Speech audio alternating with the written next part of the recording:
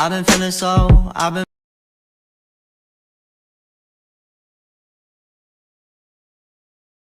Assalamualaikum warahmatullahi wabarakatuh. Baiklah, sebelumnya perkenalkan, nama saya Arda Marfian Arsya lagi dengan NPM A1G022119. Baiklah, pada pertemuan kali ini saya akan menjelaskan materi tentang kepemimpinan sekolah efektif yang diampu oleh dosen pengampu saya, Bapak Dr. Muhammad Kristiawan MPD. Pada materi kepemimpinan sekolah efektif ada 8 hal yang akan kita bahas. Yang pertama, konsep kepemimpinan. Yang kedua, faktor yang mempengaruhi perilaku kepemimpinan. Yang ketiga, teori kepemimpinan. Yang keempat, syarat dan prinsip kepemimpinan pendidikan.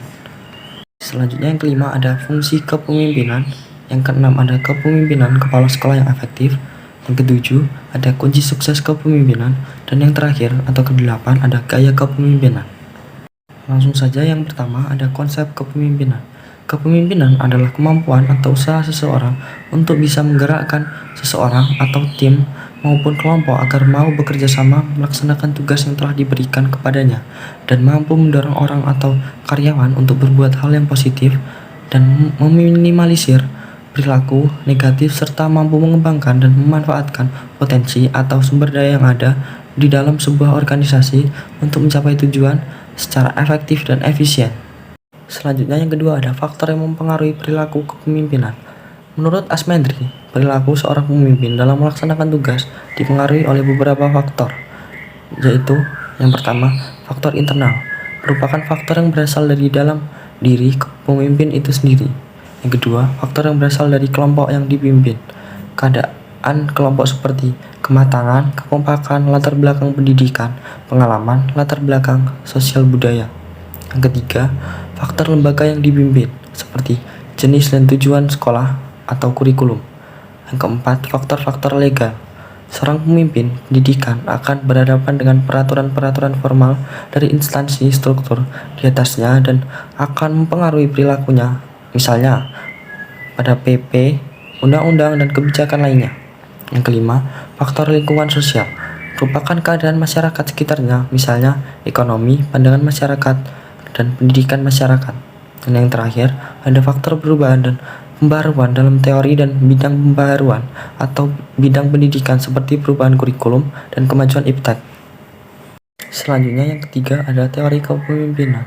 Teori kepemimpinan pada umumnya berusaha menerangkan faktor-faktor yang memungkinkan munculnya kepemimpinan atau sifat atau bakat alam yang dimiliki pemimpin. Teori-teori tersebut menurut Said adalah sebagai berikut. Yang pertama ada teori orang terkemuka. Yang kedua ada teori lingkungan. Yang ketiga ada teori pribadi dan situasi. Yang keempat ada teori interaksi dan harapan. Dan yang terakhir atau kelima ada teori humanistik. Selanjutnya yang keempat ada syarat dan prinsip kepemimpinan. Asmendri mengungkapkan syarat dan proses seorang pemimpin pendidikan, yaitu yang pertama, seorang pemimpin harus memiliki kepribadian yang terpuji antara lain periang, ramah, bersemangat, pemberani, murah hati, spontan, percaya diri, dan memiliki kepekaan sosial yang tinggi. Yang kedua, paham dan menguasai tujuan yang hendak dicapai dan mampu mengkomunikasikan kepada bawahan dan stakeholders. Yang ketiga, memiliki wawasan yang luas di bidang tugasnya dan bidang lain yang relevan. Dan yang terakhir, berpegang pada prinsip-prinsip umum kependidikan yang meliputi konstruktif, kooperatif, kreatif, partisipatif, pendelegasian yang baik atau proporsional, memahami dan menerapkan prinsip kepemimpinan Pancasila yang dikembangkan oleh Ki Hajar Dewantara. Yang kelima ada fungsi kepemimpinan. Secara operasional, fungsi kepemimpinan dapat dibedakan dalam 5 fungsi pokok, yaitu yang pertama, fungsi instruksi. Fungsi ini bersifat komunikasi satu arah. Pemimpin sebagai komunikator merupakan pihak yang menentukan apa, bagaimana, bila mana, dan di mana perintah itu dikerjakan agar keputusan dapat dilakukan secara efektif. Yang kedua, fungsi konsultasi. Fungsi ini bersifat komunikasi dua arah. Konsultasi itu dimaksudkan untuk memperoleh masukan berupa umpan balik atau feedback untuk memperbaiki dan menyempurnakan keputusan-keputusan yang ditetapkan dan dilaksanakan. Yang ketiga, fungsi partisipasi. Dalam fungsi ini, pemimpin berusaha mengaktifkan orang-orang yang dipimpinnya Partisipasi tidak berarti bebas melakukan semaunya, tetapi dilakukan secara terkendali dan terarah berupa kerjasama dengan tidak mencampuri atau mengambil tugas pokok orang lain.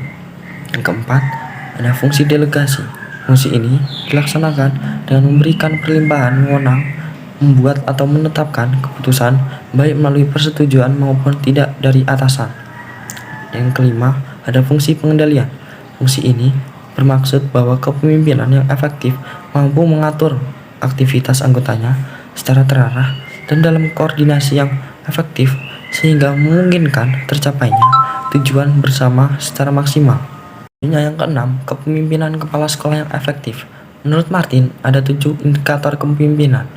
Yang pertama, memiliki visi yang sangat kuat tentang masa depan sekolahnya dan mampu mendorong semua warga sekolah untuk mewujudkan tujuan sekolah. Yang kedua, memiliki harapan tinggi terhadap prestasi peserta didik dan kinerja seluruh warga sekolah. Dan yang ketiga, senantiasa memprogramkan dan menyempatkan diri untuk mengadakan pengamatan terhadap berbagai aktivitas guru dan pembelajaran di kelas serta memberikan umpan balik atau feedback yang positif dan konstruktif dalam rangka memecahkan masalah dan memperbaiki pembelajaran. Yang keempat, mendorong pemanfaatan waktu secara efisiensi dan merancang prosedur untuk meminimalisasi stres dan konflik negatif. Dan yang kelima, mendayagunakan berbagai sumber belajar dan melibatkan seluruh warga sekolah secara kreatif, produktif, dan akuntabel. Yang keenam, memantau kemajuan peserta didik baik secara individual maupun kelompok serta memanfaatkan informasi untuk mengarahkan perencanaan pembelajaran. Dan yang terakhir, melakukan evaluasi dan perbaikan secara berkesinambungan. 7. Ada kunci sukses kepemimpinan. Menurut Mulyasa, ada 10 kunci sukses kepemimpinan. Yang pertama, visi dan misi yang utuh. Kedua, tanggung jawab. Yang ketiga, keteladanan. Dan yang keempat, pemberdayaan staf. Yang kelima, mendengarkan orang lain. Yang keenam, memberikan layanan prima. Yang ketujuh, mengembangkan orang. Yang kedelapan, memberdayakan sekolah. Yang kesembilan, fokus pada peserta didik. Dan yang kesepuluh, yang terakhir, ada manajemen yang mengutamakan praktik. Materi yang terakhir atau yang kedelapan ada gaya kepemimpinan. Menurut Asmendri, ada 4 gaya kepemimpinan, yaitu yang pertama, tipe otoriter, merupakan pemimpin yang membuat keputusan sendiri karena kekuasaan terpusatkan dalam diri satu orang. Ia memikul tanggung jawab dan wewenang penuh. Yang kedua, demokratis, merupakan pemimpin yang berkonsultasi dengan kelompok mengenai masalah yang menarik perhatian mereka serta mereka dapat menyumbangkan sesuatu. Tipe ini merupakan kebalikan dari tipe yang pertama. Yang ketiga, kendali bebas, merupakan pemimpin memberi kekuasaan pada bawahan. Kelompok dapat mengembangkan sasarannya sendiri dan memecahkan masalah sendiri. Pengarahan tidak ada atau hanya sedikit. Yang keempat, tipe pseudo-demokratis. Tipe ini disebut juga tipe demokratisme. Seorang pemimpin yang mempunyai tipe ini hanya nampaknya saja yang demokratis, padahal sebenarnya tindaknya bersifat otoriter atau absolut. Baiklah, itu saja materi yang dapat saya sampaikan pada pertemuan kali ini. Saya akhiri. Wassalamualaikum warahmatullahi wabarakatuh.